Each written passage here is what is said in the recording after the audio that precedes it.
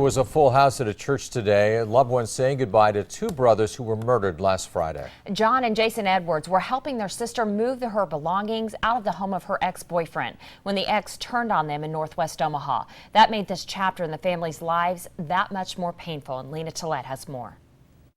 Sometimes the worst things in life can bring the best out in people. At the funeral mass for John and Jason Edwards, it's clear the brothers had an impact on their community. Jason and John, along with their families, have really touched a lot of lives here.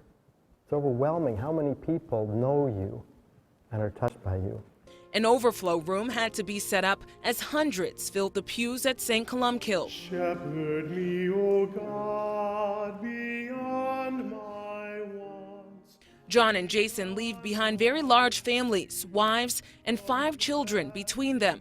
Though loved ones are grappling with profound loss, Father Dave Reeson shared what the brother's sister Julie asks of those mourning. Julie reminded us that we must not allow hatred and anger and evil to win, that we must remember her brothers and celebrate their lives. Instead, Father Reeson shared lighthearted memories from the family. John described as a prankster, Jason active with his daughter's sports. And the two brothers, they say, were inseparable. When you'd see Jason, you'd ask, where's John? He has to be around here somewhere. You'd see John, where's Jason? Though their lives were senselessly cut short, Father Reeson says it was time well spent. Even the short time that we have here on earth, that Jason and John had here on earth, they did good, and their souls were found pleasing to God. With photographer Mike Plews, Lena Tillett, WOWT 6 News.